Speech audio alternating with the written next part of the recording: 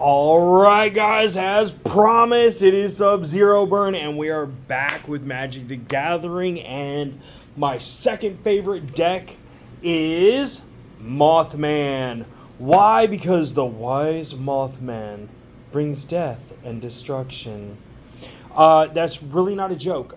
He helps with his ability to not only add +1/+1 counters, but for each rad counter, not only is it destroying your opponent and their deck, but it is also helping you get one step closer to your victory.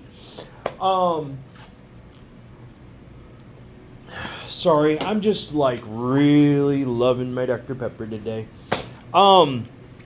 This is the deck that I was talking about that has what is called rad counters, and I wrote this down just so you guys can see what it says about it. Not only that, but I also wrote down poison counters, because they are two different things. The radiation acts, as you see here, it says, at the beginning of pre-combat main phase. For every rad counter you have, you must mill a card. If that card is a non-land card, you lose a life and remove that rad counter. So if you've got 10 rad counters, you have the possibility of losing up to 10 lives at your pre-combat phase. So this is why this deck is so...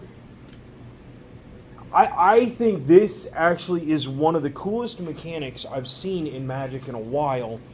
One, because, like I said, it's Fallout.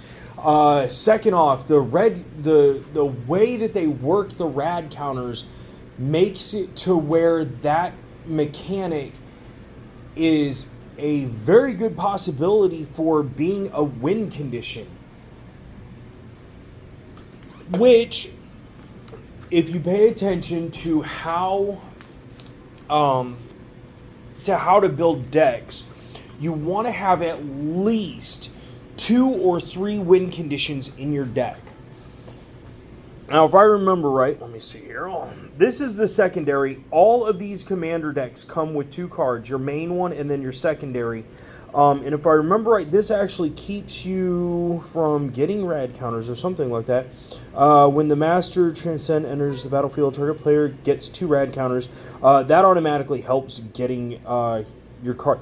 If you ask me, I think this one right here should actually be the commander for this, but it really is this one. But it says tap, put target creature card in a graveyard that was milled this turn onto the battlefield under your control. It is a green mutant with base power and toughness 3/3. It loses all other colors and loses all other colors and creature types. So, not only does that help you keep stronger cards on the field, but like I said, every time this enters the battlefield, it lets you add 2 rad counters to whoever you want. So that is a very, very nice card for this deck. As I said before, this deck is one of my favorites. Partially because it's black and blue. I know it has green in it. Green is an awesome color to play. But I don't know, I like the looks of these cards so much more than some of the other ones. Like, just the fight scenes alone that they have on here, and then, like, the Intoxicable Tide. It's a whole barren wasteland. It's just awesome. Hardened Scales, which allows you to do +1/+1 counters as well. I mean, you're talking, this deck actually has some really massively awesome possibilities to it. I love this card, Nuclear Fallout. I did not notice this at first with this entire card. I just thought it looked really cool, and then I noticed that they were actually glowing skulls. And if you pay attention in the background, where's my finger at? There it is. He has no head. I don't know who she thinks she's serving, but whatever. So, then you got cards like this that just look funny. I mean, Sunbathing. Dead. Then you've also got, they brought in dual cards, which are really awesome as well. You have the choice to play one or both of the effects. Helps you out when you've got tons of mana lying around. This one right here, Cultivate. He's actually pouring water onto a dandelion, which is very I don't know, it's just not Fallout-ish. This next card is literally one of my favorite cards out of the entire series. It is also, if you ever notice or look it up, it is actually decently expensive. I'm not going to say it's like super, super expensive, but this is one of the coolest cards. It is called Casualties of War. And I'm going to put this a little bit by little bit. You see what its effects are. Choose one or more. So you can do everything you want if you want, which is really cool. But this is the picture. That is one of the coolest pictures I think I've ever seen. And it's like the fact that it's like a boyfriend and girlfriend or husband and wife drinking, I'm assuming, Nuka-Cola with 2 straws. I just think that is one of the coolest cards out of the entire Magic the Gathering. There's some pretty funny ones, but I think that is one of the coolest. Then you got like Putrefy, which is just all too fitting. Then you've got the Mutant Advantage, which is hilarious. Slamming a lead pipe against someone's head is not a good idea, especially apparently this mutant, because it just bent it. But then you've got such cool cards like this that have some of the neatest pictures to them. This one brought me straight back to the series. What's cool is, okay, draw X cards, then you get half rad counters rounded up. Now, this counts against yourself, so be careful using this card. But at a pinch notice, just like her drinking the contaminated water, you kind of got to do what you got to do. Like I said, this card takes me back to the series as well, because there is a part where the main character, gets taken by the ghoul, and she's following him around. And one of the things he does is he ends up cutting off her finger. He tells her that they are now even. I don't remember what she did to him, but she messed him up and ended up, he cut her finger off. He's like, now we're even, so you're going to follow me, you're now my slave, you're going to listen to me. She realizes that he's actually trying to be fair and teach her about the real world, which I found very cool. But then they finally get to a point where she's just like whining and complaining about being thirsty. And so he takes her up to a trough and demands that she drink from it. And she's looking at it, and then she uses like her little Geiger counter or whatever on her Pip-Boy, and finds out that the water is like contaminated. And she's like, I can't drink that. And he's like, out here, you got to do what you got to do. And she ends up drinking the water. I mean, it satisfies her thirst a little bit, but she knows that that's probably really dumb on her part. But she doesn't want to die. This one. This is cool. I love the Vault Tech symbol on there. I think that is one of the coolest. Like, I'm telling you, these are some of the neatest cards I think Magic has come up with. Here's another one. Like, see how they're going through the swamp and right there's dog meat? I love these cards. They really did an amazing job, and I'm so happy about it all. Let's see here. Nesting Grounds. This one's kind of cool. Nesting Grounds is a different one. I don't know. Most people have at least stuck around in Magic that are probably watching this, so I'm probably boring you to death, and I'm really sorry if I am. But like I said, I'm really excited about all of this because it has been so long, and I don't know, I just never really found a group to really play with or anything like that. So, I mean, I've got cards laying around for when my kids get older, but this one right here if you look here, usually you see a mana symbol or a number. This is something that they added a little while ago when they added the Eldrazi's. This is colorless. It is actually deemed as colorless. I honestly don't know a whole lot about the colorless scheme and how those work out, but the Eldrazi cards are really cool looking. Let's see, we've got the Mortuary Mire. Of course, that's probably a landfill where a lot of people died. The Military Base, which, I'm sorry, but I'd be one of the first people running to that base, even knowing there are probably a lot of zombies there, because that would be neat just to go and check out. But see, and like this land right here, of course you can see it's not from the Fallout series. This is actually from the... I keep calling it the D&D series because they took the idea of like the D20 and tried to add it as a mechanic. And personally, from what I've seen, and I will be going through those decks, they did a really good job on that. And yeah,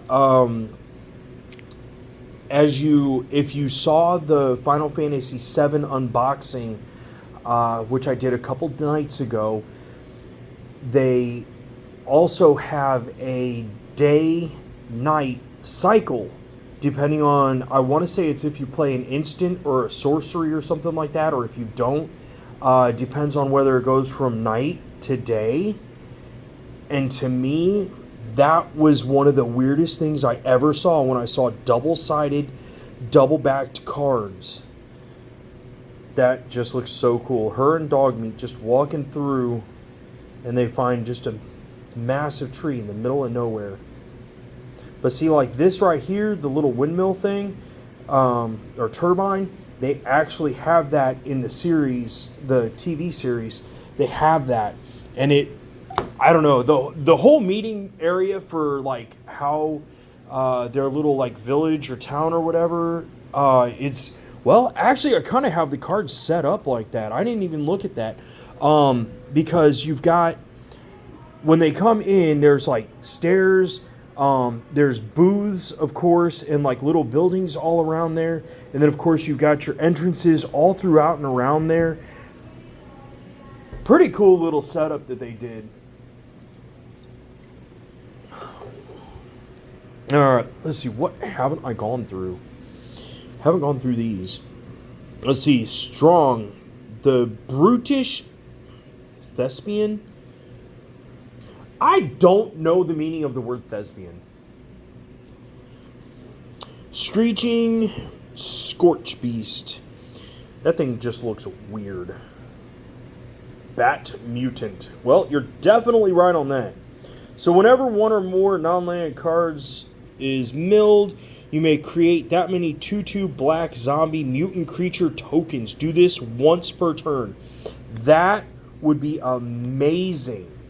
That is amazing for this deck because, well, it says you, so it wouldn't count. Wait, whenever one or more non-land cards are milled, this would be one of the powerhouses for playing this deck because I believe almost every single deck in the series really wraps itself around milling.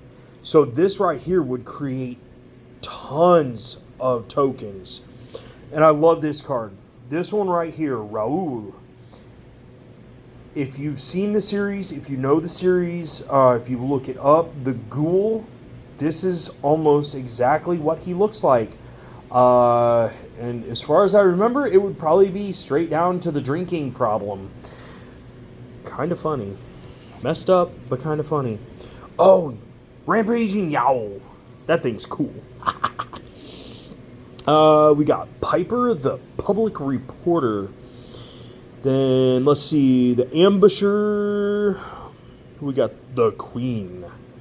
What does she do? Whenever one or more non-land cards are milled, draw a card, put a +1/+1 counter on the Queen. This ability triggers only once per turn.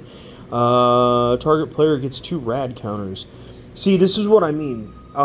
There's almost every one of these cards has something to do with either adding or removing the rad counter, so either you can keep yourself safe or you can continue to just mill and pick apart your opponent, all while, like this one right here, gets stronger. They will have less and less of a chance in order to get bigger creatures against you. Then you got hulking behemoths like this one, the Mega Sloth, who starts out as a 1/1. And then it also says it costs 1 less for each counter among players and permanents. Which means between rad counters among players and permanents. So that means every single counter on the field makes this cost less and less and less. So if someone's got a fast-acting counter deck, then it's a good possibility that by like turn 2 or 3, you might be able to play this card as an 8/8 instantaneously. But it also enters the field tapped. But with Trample, boom. This is great. The Raging Grandma. Could you imagine if that was your grandma? I'd be scared to death to screw up her name or put my feet on the couch. Then you got the Glowing Prophet. I don't know if that's a good thing or a bad. But they've got the roaches. They've got rad roaches. I'm telling you, these decks were very, very well thought out. The Ghoulish Mayor. Then you got another glowing one. These are just, like I said, man, these decks are just amazing. I'm trying to give it a couple seconds. That way if you guys want to read the cards or zoom in or whatever, you guys can do whatever you want. Then you got the Bloat Flies. Like, they literally did everything they could in order to pull out almost everything. The Deathclaw, if you play the game for Fallout, and I want to say it's Fallout 4, you end up having to go against the Deathclaw like fairly early in the game, like a half an hour to an hour into the game. If you go over to the one, oh man, it's the city where you meet up with some kind of resistance or rebellion or something like that. I don't remember what it is. But he ends up being one of the creatures you actually fight. This dude's awesome. Frank Horrigan. Man alive, the Woodland Cemetery. But that's what I mean. These, like I said, don't forget to subscribe, because one of the next things I am doing is I'm going to go through. See, that's what I mean. Right there's dog. Right there's dog meeting her. Right there's a huge skeleton. Amazingly cool. But do not forget to subscribe. Let me know, please, what you think about all this. See, they added in a couple more Saga cards. They're really, really awesome. And the fact that they renamed them different vault numbers just made it that much better. But like I said, don't forget to subscribe, because I'm going to be going through and doing a lot more with Magic, because I just love it. But like I said, I want to go through the decks and kind of show you guys like what kind of cards are in them and stuff like that. And then a little bit later today, I'm going to be posting some videos. One of them, at least one of them, is going to be actually taking both decks today and at the very least pulling out a couple hands in order to show you not only how I would play them, but how they kind of play out. Because some people, like, everyone gets bad hands, everyone gets extremely good hands. But if you don't have these specific decks, it's nice to see something like this, because then you get a clue of if you like that deck or not. So, don't forget to subscribe, and I will see you in the next video. Peace out, yo.